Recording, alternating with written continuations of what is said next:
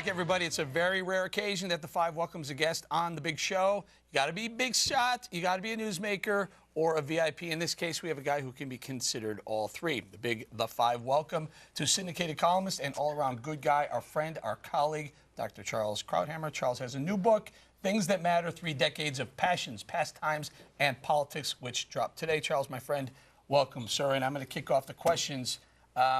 The well-publicized divide on the right. How does the GOP fix that? I think it fixes itself. Look, when you think of how the anti-war movement emerged with the Democrats in the late 60s and 70s, that was not an easy marriage. In fact, they lost 2 presidential elections.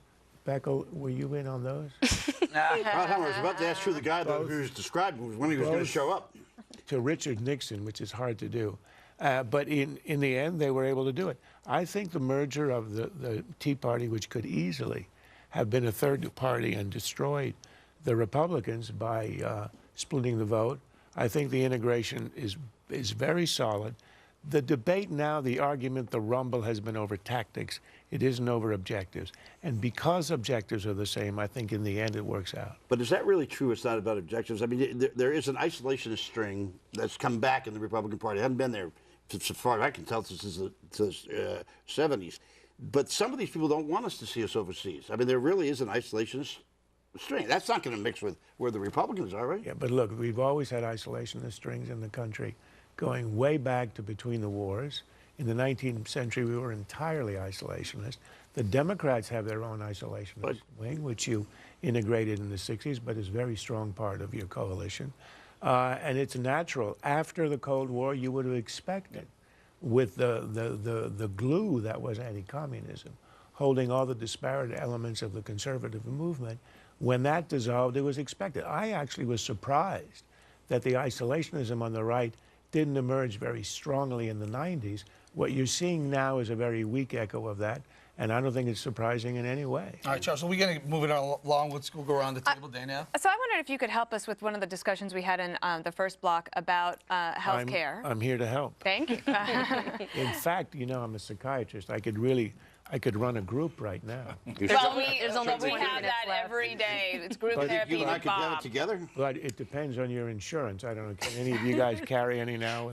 And Charles, we only have 20 minutes left to psychoanalyze Bob. Right. So my question is, when we were talking about the Republicans looking at Obamacare and the website glitches, do you think that there's there's too much focus on the actual website itself and not enough on the law, or do you think it's all one and the same? No, I think not. I think that there is not too much emphasis.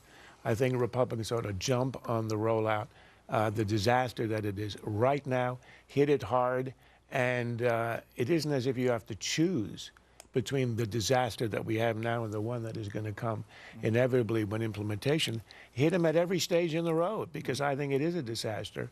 So the idea that we have to hold back now because they'll be able to fix the glitches, well, when the glitches are fixed, and the program begins to implement itself, and it's going to be a disaster with higher premiums, loss of coverage and all that, hit them again. So I think you just keep at it and don't hold back now. There's no reason to. Correct. A lot has been made about President Obama playing golf often during times of crisis, but he plays at golf courses where there are ladies' tees.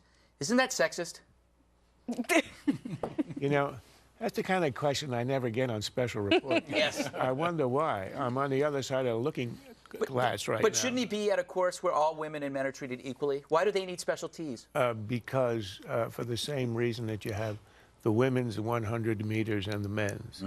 But unfortunately, I gave you a straight answer to a dumb question. It was meant to be dumb. All right, Ange, you're up. Charles, what do you think the biggest threat is facing conservatism? Is it a more moderate wing of the right? Is it not enough moderation? Is it the media? What do you think the biggest threat is today? Look, I think this the idea that there's some kind of ideological war is a little bit, I think, exaggerated. Yes, over the last month, we've had a bit of a rumble. But again, over tactics. I don't think, look, I think there's a consensus in the party that came after the defeat of 2008. And in fact, Paul Ryan, who is considered a moderate, is the one who said that we had lost our way, allowed the expansion of the entitlement state without any sort of a pushback on that, and that it had to come back to its roots. That's the essence of Tea Party. That's why I think it was a good thing, its emergence, and the fusing of that with the old GOP. It's injected energy, and that return to a kind of constitutionalism is exactly what the party needs. So all the soul searching over this as a result of a rumble over tactics, I think is somewhat overblown. All right, Bob, last but not least. Well, I was just going to say, I wanted to, so I just wanted to know that Charles and I were once colleagues. Charles was a speechwriter for Vice President Mondale in the White House. And Charles, I want to say, just to clarify this, that you never had anything to do with 84 Mondale, the campaign that I ran, that we lost 49 out of 50 states. It was nothing. You already become a right winger at that point. Except I want to tell you one thing. We used most of your writing for 80 for our strategy, and I want to thank you for that. I've waited years to do it, but I went through all your writings, and I said, damn, we've got it now. Well, I mean, you see, at that time, even then, I was a Manchurian candidate. I was a mole for the other side. I got into the Mondale campaign. I wrote the worst speeches ever written. Did. I don't know how you became such a good writer. Honest to God, some of your stuff is horrible. You know, I ought to be your setup man because I'm feeding you all these softballs. No, it's true. I did not work with you in '84. I do know that you tried to steal Texas for Carter in '80. Yes, I did. But you were short about 9 million votes. Right. I would have to vote him all the way to Mexico City to win that. No, but let me just say this: of all the conservative writers that I know, you really are the one that makes most sense. Most conservatives don't make any sense to me at all, but you do. So Well, my career is now officially over. The good news is you can re-up your career in the next block because we're going to stick around. Charles is going to come back. We're going to talk about his brand new book, Things That Matter. And he's also sticking around for one more thing. Don't go anywhere. It's going to be good.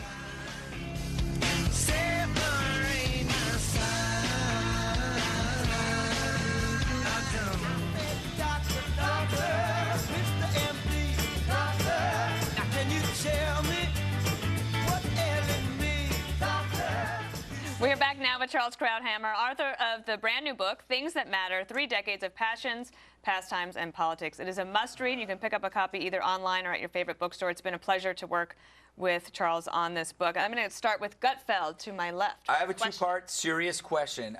You migrated, like me, from liberal to conservative. I want to know what caused you to move in that direction.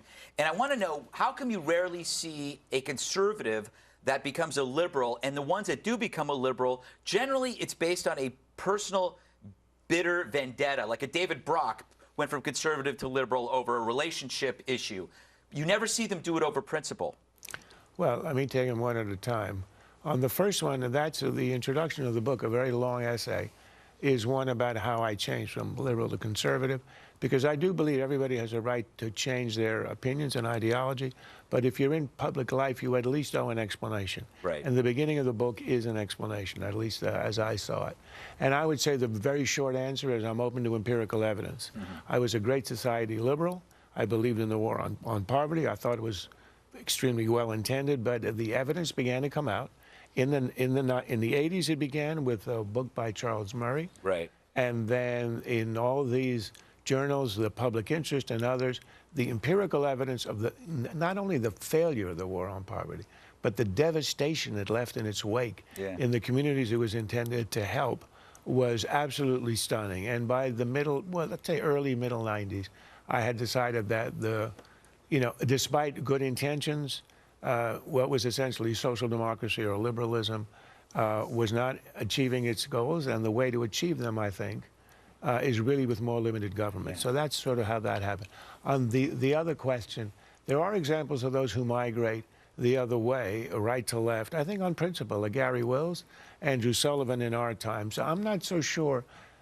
There's always a personal event in someone's life that can affect their ideological change, but I'm not sure there's a real difference between left and right there. Okay. One of the things that in the book that I think is so important is that it's not just about politics. And Andrea, you wanted to ask Charles about one of the columns in the book. Yeah, so Charles, my mom always says adversity never leaves you where it finds you. And you are familiar with adversity, and you write about it in your book about your brother, Marcel, and you talk about, in a column from 2006, you talk about your brother and his passing. And I lost my brother 2 months ago with special needs. This book is called Things That Matter. How did that affect your life? Well, I mean, I thought the effect he had on my life, because he went to medical school when I was 17, so we weren't together after that, was really, he was older than me by 4 years, just the two of us. And he was the ideal older brother, because there were two ways to go. You can abuse and harass your younger brother, as I probably would have done had I been the older, or you can help him and respect him and elevate him. And when I was a kid, he was a great athlete. He always insisted that if I'm in pickup games, if I wasn't allowed to play and I was a runt, he wouldn't play. So I played, and I learned to go at it one-on-one with the big boys at a young age, and that's the gift he left me. That's great. Eric, what did you want to ask Charles? Well, they told me now that Charles's book is now #1 on Amazon. It bumped Bill O'Reilly's book down a few notches. Oh, what a My shame. concern, Charles, is for you, my friend. Yeah. Are you worried?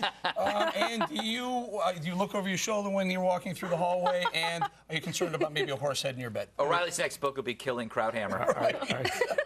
Are you guys trying to destroy my career in one half hour? He praises me on the right, which is utter devastation, and you're getting me in a fight with O'Reilly. Bill, I apologize. I'm sure it's not going to last very long. Can I ask a quick question? Also a serious question. You said you wrote a column about the space program and Kennedy. I was a very strong, always been a proponent of the space program, and I think reading with you agreed that a lot came out of that space program. A lot of it was enthusiasm. We don't have it. Is that a fair? I think it's a terrible thing. I do think, I mean, if you grew up in that age and you thrilled to these events, I went to a launch about 10 years ago. Then you miss that spirit, the exploration, that Kennedy, we do these things not because they are easy, but because they are hard. That is a message that I think has been lost. Okay, I have it has to be a lightning round type question. How important is it to have interests outside of politics? That's what really matters. I wanted to write a book only with my columns on stuff outside of politics. But I decided, and this I write in the introduction, trying to explain why half the book is politics, is that in the end, everything that matters depends on getting the politics right. All the things elevated and sophisticated, beautiful and sublime art, music, poetry, everything. If you get the politics wrong, Germany in the 30s, North Korea today, it wipes away everything. And that's why I changed from being a doctor to being in political life, because I thought that history will decide if all the other wonderful things will be allowed to flourish. And it's unfortunately politics that decides that.